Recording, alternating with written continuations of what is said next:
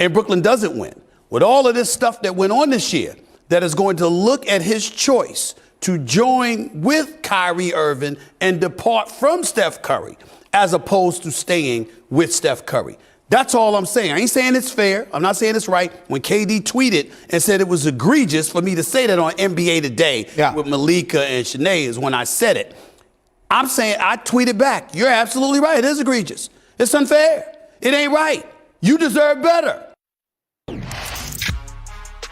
Okay, so Stephen A., that was you on NBA Countdown Saturday. In response, KD took to Twitter saying this: Steve, since you decided to use ESPN to push your personal agendas, I'm sure your minions will run with this story for you, but if you believe this is what my career is defined by, then you're just a flat-out hater. It's going to be hard to box the god in.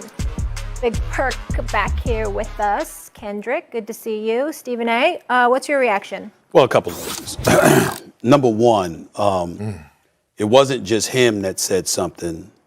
His mother, I call her Mama Durant affectionately, Wanda Durant, clapped back at me as well.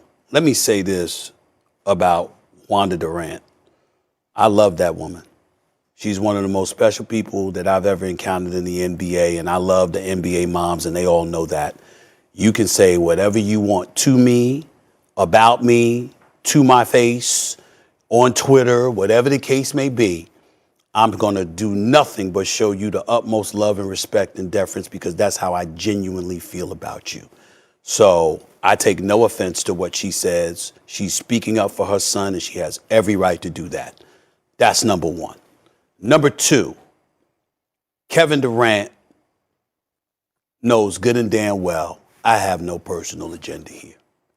Molly, I challenge anybody to find who's the person that calls this dude the best player in the world all the time. That would be me, KP. Kevin Durant, the best player in the world when healthy. I've always said that. I feel that way now. And he was en route to win an MVP until he got hurt. And now Joel Embiid has taken the league by storm.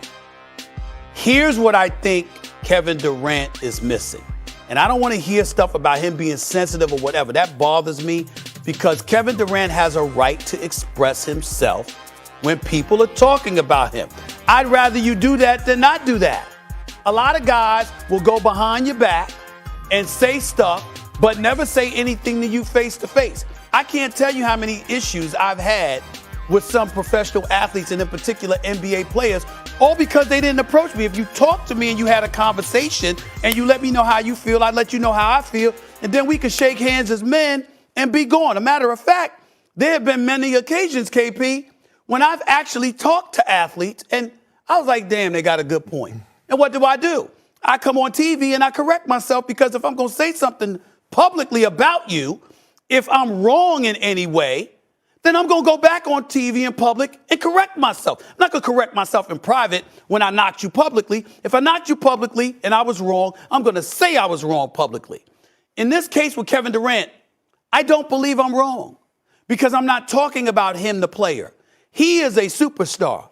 He is a first ballot Hall of Famer. He is one of the greatest players we have ever seen.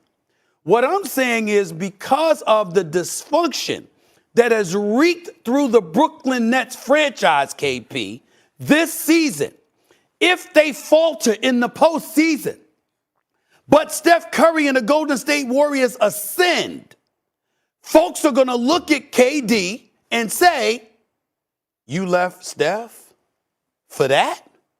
That's what they're going to do. You're essentially saying he's a victim of circumstance. Yes, because that's exactly. Because he didn't have Kyrie, because of the injuries, because how this situation turned out. Somewhat of a victim. It has nothing to do with his play. It's nothing to do with his play, but something to do with his leadership in people's eyes, because they view Brooklyn as his team.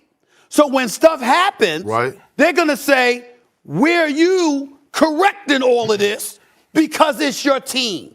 Right, wrong, fair or unfair, that's all I was saying, because to the Durant family and to basketball people the world over, I will remind you, I have been covering the NBA for a quarter century.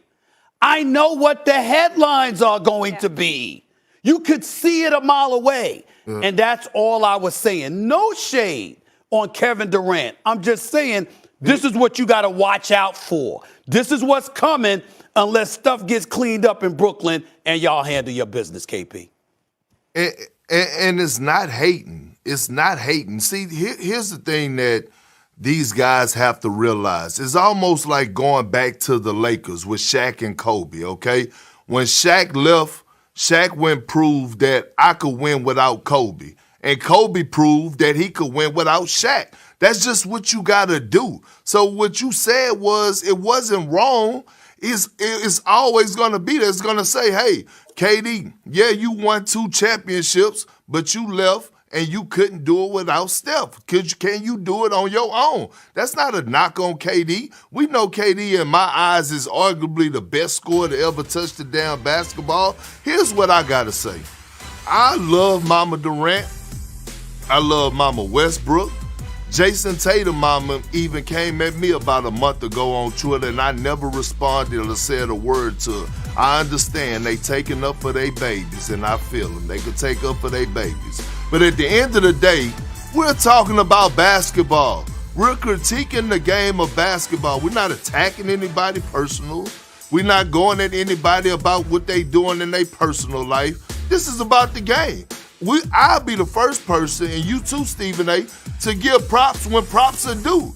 But if things are not going well, which is not in Brooklyn at the time, and it's not because of KD, because KD been balling, but it's because of his homie, his little homie, his so-called brother that they can't seem to get under control some type of way, or they can't seem to get him on the same page and get him 100% in and Kyrie Irving. Is that fair to put that on Kevin Durant, though? The fact that, he yes. is that yes. KD can control a grown man? Yeah, but let me tell you something, Molly.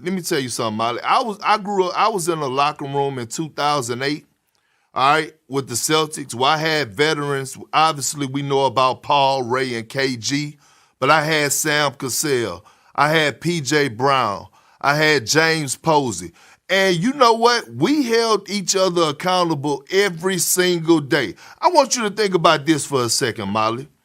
Think about the Golden State Warriors situation for a second. They had a player on their team that was hesitant and didn't want to get vaccinated, and Andrew Wiggins.